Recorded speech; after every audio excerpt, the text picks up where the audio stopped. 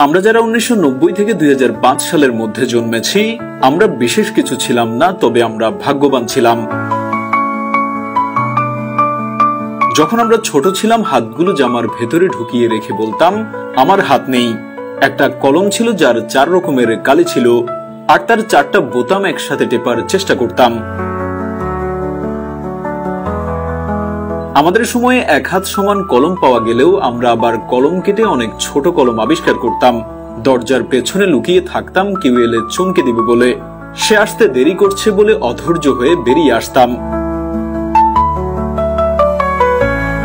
রাতে হাঁটার সময় ভাবতাম আমি যেখানে যাচ্ছি চারটাও আমার সাথে যাচ্ছে।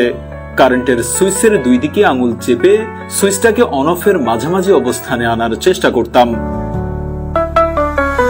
স্কুলে যাওয়ার সময় সবাই একসাথে দৌড়াদৌড়ি করে যেতাম। ক্লাসে কলম কলম খেলা, খাতায় ক্রিকেট খেলা, চোর ডাকাত, বাবু পুলিশ খেলতাম। অনেক সময় স্কুল ফাঁকি দিয়ে কয়েকজন বন্ধু মিলে ঘুরতে যেতাম, আড্ডা দিতাম, আরো কত কি। 1 টাকার রঙিন বা নারিকেলি আইসক্রিম, হাওয়াই মিঠাই খেতে না পারলে মনটাই খারাপ হয়ে যেত। হঠাৎ আকাশ দিয়ে হেলিকপ্টার গেলে সবাই রুম থেকে বের হয়ে আকাশের দিকে তাকিয়ে থাকতাম। স্কুল ছুটি হলে দৌড়ে বাসায় আসতাম, মিনা কার্টুন দেখব, সিসিমপুর দেখব। শুক্রবার দুপুর 3টা থেকে অপেক্ষা করতাম কখন বিটিভিতে সিনেমা শুরু হবে এবং সন্ধ্যার পর আলিফ Laila, Sinbad, Robin Hood, MacGyver দেখার জন্য পুরো সপ্তাহ অপেক্ষা করতাম। ফলের গুটি খেয়ে ফেলে দুশ্চিন্তা করতাম পেটের ভেতর গাছ হবে কিনা। মাথায় মাথায় ধাক্কা লাগলে শিং গজানোর ভয়ে আবার নিজের ইচ্ছায় ধাক্কা দিতাম। কেউ বসে থাকলে তার মাথার উপর দিয়ে ঝাঁপ দিতাম যাতে সে আর লম্বা হতে না পারে।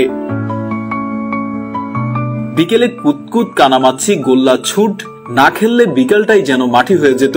ফাইনাল পরীক্ষা শেষ হলে তো সকালে পড়া নেই। এত মজা লাগতো যা বলার বাইরে। নানু বাড়ি দাদু বাড়ি যাওয়ার এটাই তো ছিল সময়। ব্যাডমিন্টন, ক্যারাম, লুডো না খেললে কি হয়। ডিসেম্বর মাস ও শীতকালটা আমাদের ছোটবেলায় এমনই কালারফুল ছিল। তবে ডিসেম্বরের 31 তারিখ যতই এগিয়ে আসতো মনের মধ্যে ভয় ততই বাড়তো। ওই দিন যে ফাইনালের রেজাল্ট দিবে তাই আর কি। আপনার শৈশবের কোনো স্মৃতির সাথে যদি আজকের ভিডিওর কোনো মিল থাকে তাহলে অবশ্যই শেয়ার করতে ভুলবেন না।